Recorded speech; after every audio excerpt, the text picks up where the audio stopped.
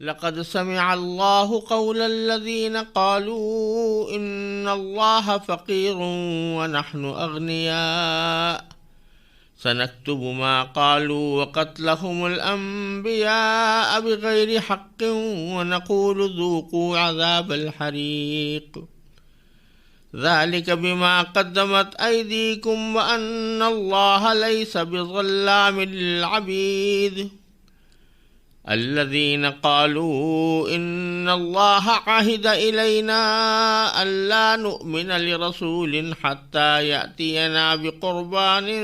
تأكله النار قل قد جاءكم رسل من قبلي بالبينات وبالذي قلتم فلم قتلتموهم إن كنتم صادقين فإن كذبوك فقد كذب رسل من قبلك جاءوا بالبينات والزبر والكتاب المنير۔ ان آیات کا ترجمہ یہ ہے، اللہ نے ان لوگوں کی بات سن لی ہے جو یہ کہتے ہیں کہ اللہ فقیر ہے اور ہم مالدار ہیں۔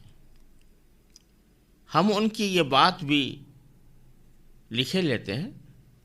اور انہوں نے انبیاء کو جو ناحق قتل کیا ہے اس کو بھی، اور پھر کہیں گے کہ دہکتی آگ کا مزہ چکھو۔ یہ سب تمہارے ہاتھوں کے کرتوت کا نتیجہ ہے جو تم نے آگے بھیج رکھا تھا، ورنہ اللہ بندوں پر ظلم کرنے والا نہیں ہے۔ یہ وہ لوگ ہیں جو کہتے ہیں کہ اللہ نے ہم سے یہ وعدہ لیا ہے کہ کسی پیغمبر پر اس وقت تک ایمان نہ لائیں جب تک وہ ہمارے پاس ایسی قربانی لے کر نہ آئے جسے آگ کھا جائے۔ تم کہو کہ مجھ سے پہلے تمہارے پاس بہت سے پیغمبر کھلی نشانیاں بھی لے کر آئے، اور وہ چیز بھی جس کے بارے میں تم نے مجھ سے کہا ہے، پھر تم نے انہیں کیوں قتل کیا اگر واقعی سچے ہو؟ اے پیغمبر، اگر پھر بھی یہ لوگ تمہیں جھٹلائیں تو یہ کوئی نئی بات نہیں، تم سے پہلے بھی بہت سے ان رسولوں کو جھٹلایا جا چکا ہے جو کھلی کھلی نشانیاں بھی لائے تھے، لکھے ہوئے صحیفے بھی لائے تھے، اور ایسی کتاب بھی جو حق کو روشن کر دینے والی تھی۔ یہودیوں کے بدعنوانیوں کا ذکر چل رہا ہے، اور اسی ذیل میں ان کا ایک بیہودہ سا اعتراض یہاں پر اللہ تعالیٰ نے ذکر فرمایا ہے۔ وہ اعتراض در حقیقت اس بات پر تھا کہ جب رسول کریم صلی اللہ علیہ وسلم نے لوگوں سے زکوٰۃ کا مطالبہ کیا اور قرآن کریم میں زکوٰۃ کا حکم آیا، اور بعض اوقات صدقات کے اوپر بھی ترغیب دی گئی اور اللہ کے راستے میں مال خرچ کرنے پر بھی ترغیب دی گئی،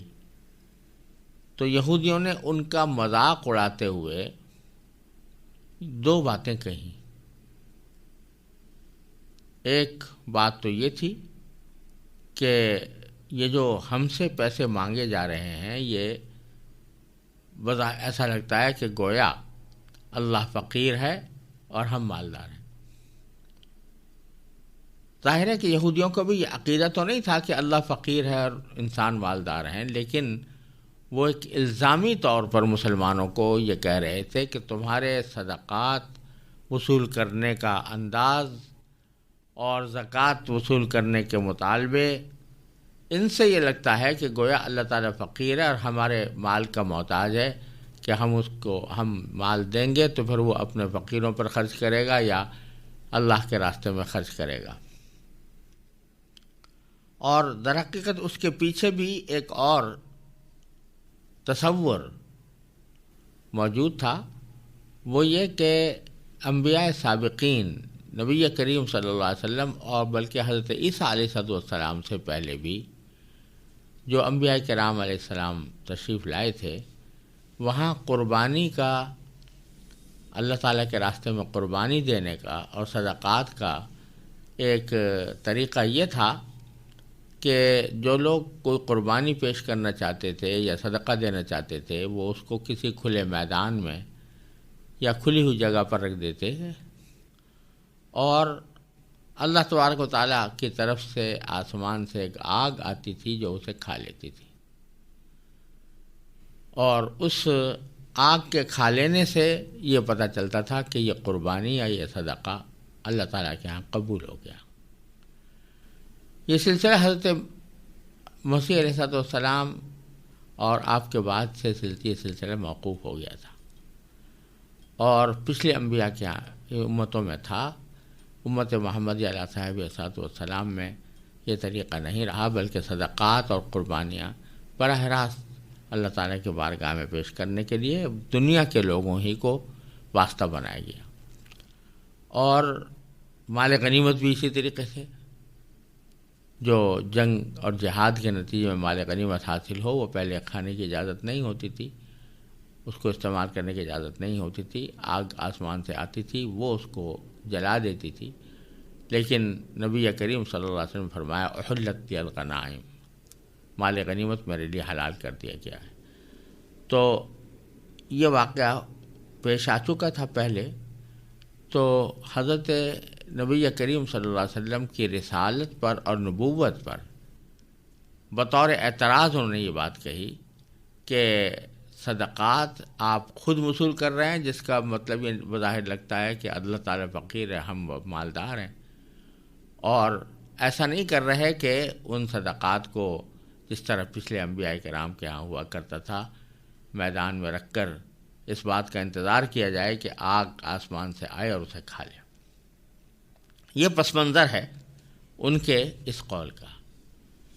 تو چونکہ یہ بات بالکل بیہودہ تھی کہ اللہ فقیر ہے اور ہم مالدار ہیں، یہ خود ان کا عقیدہ بھی نہیں تھا، لہذا اس کی تردید کرنے کی بھی اللہ تعالیٰ نے ضرورت نہیں سمجھی، لیکن اس کی سزا بیان کر دی۔ فرمایا لقد سمع اللہ نے بات سن لی ہے، قول الذین قالوا، ان لوگوں کی بات جنہوں یہ کہا ہے کہ ان اللہ فقیر، کہ بے شک اللہ فقیر ہے، ونحن اغنیاء، اور ہم مالدار ہیں۔ سنکتب ما قالوا، ہم ان کی یہ بات لکھ لیتے ہیں، یعنی ان کے جہاں اور اعمال نامے میں برائیاں لکھی ہوئی ہیں ان کے اس قول کا بھی اس میں اضافہ ہو جائے گا، اور صرف اتنا ہی نہیں کہ یہ لکھ دیں گے بلکہ وقتلہم الانبیاء بغیر حق، انہوں نے پچھلے انبیاء کرام کو جو ناحق قتل کیا ہے وہ بھی ان کے نام اعمال میں لکھیں گے۔ یہ بات سمجھنے کی ہے کہ پچھلے انبیاء کرام کو قتل کرنا یہ ان کے آباء و اجداد کا کام تھا جو صدیوں پہلے گزر چکے تھے، یعنی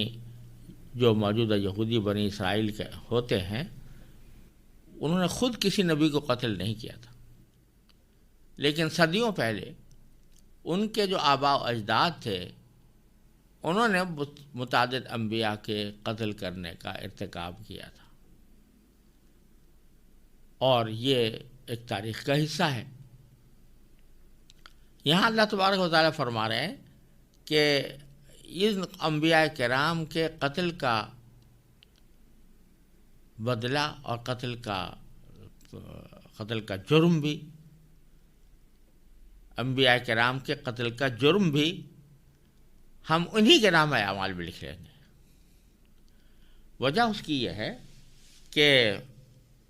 اگرچہ یہ براہ راست قتل میں شریک تو نہیں تھے اور انہوں نے خود قتل نہیں کیا تھا،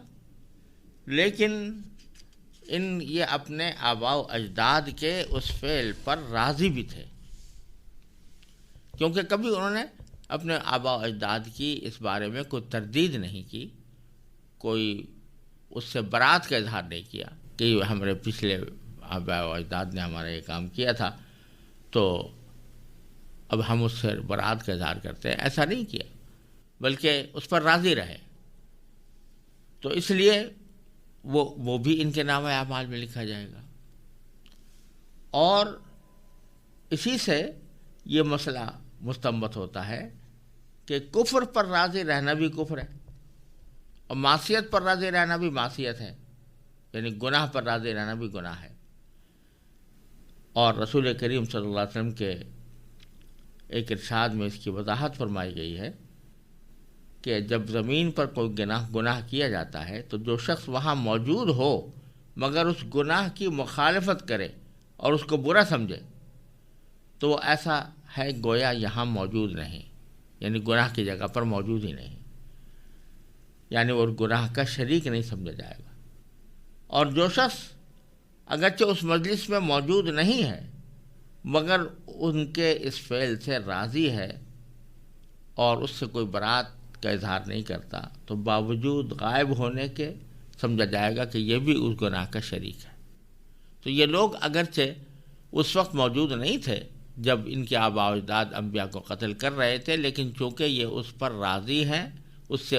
برات کا انہوں نے کوئی اظہار نہیں کیا، اس واسطے ان کو بھی یہ کہا گیا کہ یہ انبیاء کرام کے قتل میں شریک ہیں اور ان کے نام اعمال میں وہ لکھا جائے گا۔ دوسری بات یہاں یہ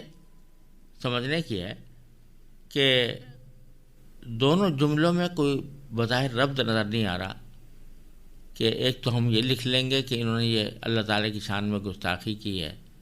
کہ اللہ تعالیٰ فقیر ہے اور ہم مالدار ہیں، اور دوسرا یہ لکھ لیں گے کہ انہوں نے انبیاء کرام کو ناحق قتل کیا ہے۔ حقیقت میں دونوں میں جو ربط ہے اور جس کی وجہ سے اس بات کا یہاں پر ذکر کیا گیا ہے وہ آگے آنے والی آیت سے واضح ہوتا ہے کہ انہوں نے انبیاء کرام کی صرف تکذیب ہی نہیں کی، ان کے قتل کا بھی ارتکاب کیا ہے۔ تو یہ جو بات کہہ رہے تھے کہ اللہ تعالیٰ فقیر ہم مالدار ہیں، یہ در حقیقت رسول کریم صلی اللہ علیہ وسلم کی تکذیب کے لیے کہہ رہے تھے، یعنی آپ نے جو زکوٰۃ کا حکم بتایا تھا تو اس کی تکذیب اور اس کو جھٹلانے کے لیے کہہ رہے تھے کہ آپ کے کہنے کا تو مطلب یہ ہوا کہ معاذ اللہ اللہ تعالیٰ فقیر ہے اور ہم مالدار ہیں، تو یہ در حقیقت آپ کو جھٹلانا تھا۔ تو اللہ تعالیٰ فرما رہے ہیں کہ انہوں نے تو جھٹلانے سے بھی آگے انبیاء کرام کو قتل کرنے سے بھی دریغ نہیں کیا،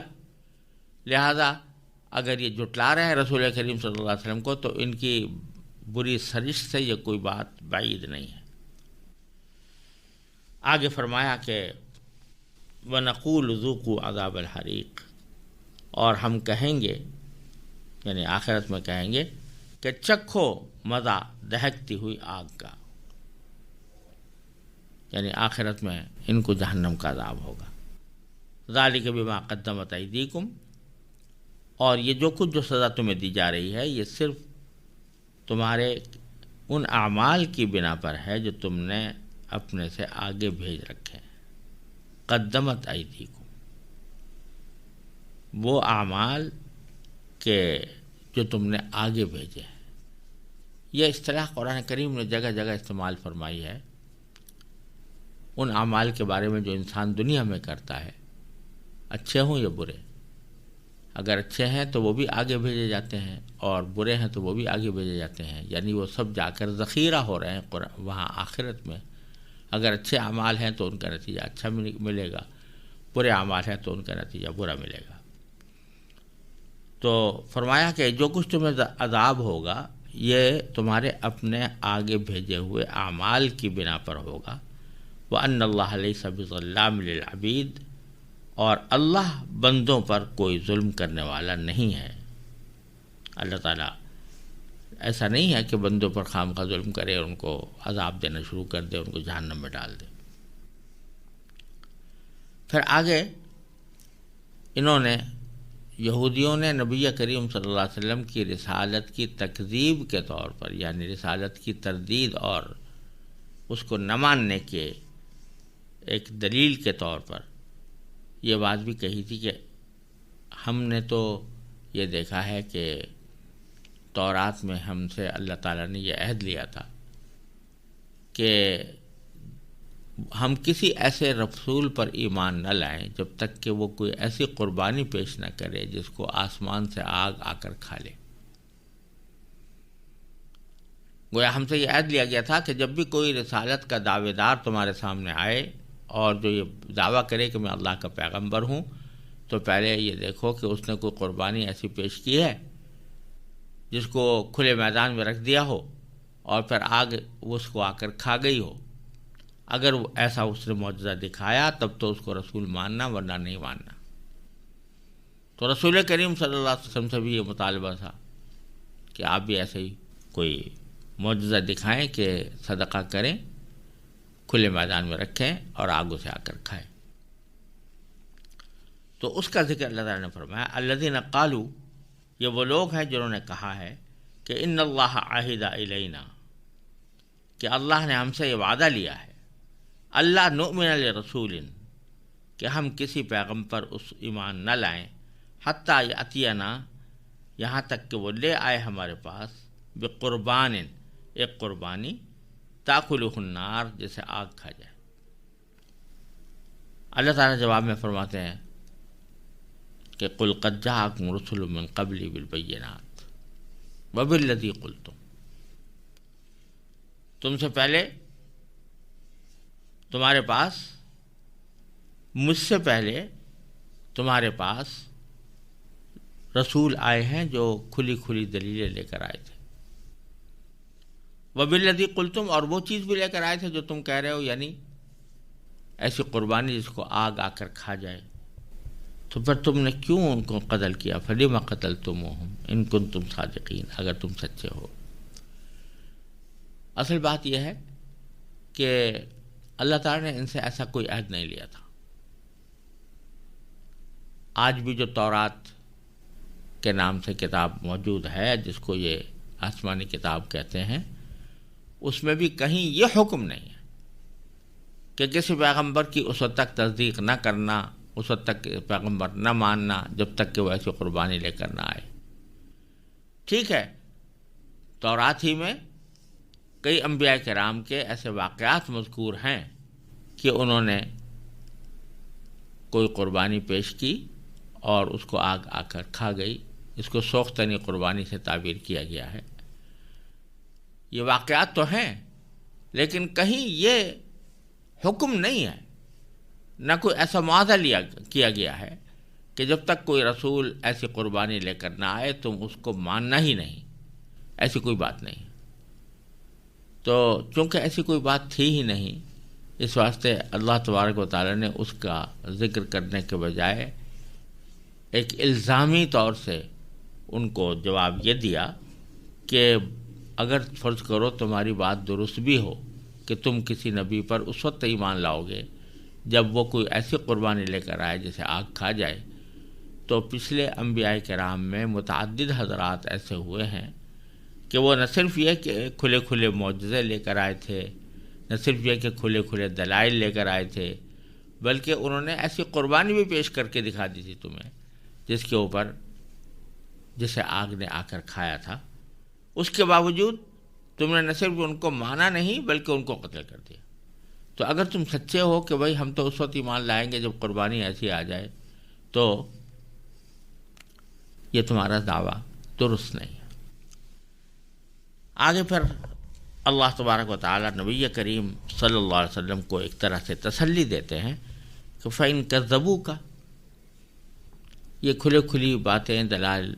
آنے کے باوجود بھی یہ لوگ اگر آپ کی تکذیب کریں، آپ کو جھٹلائیں،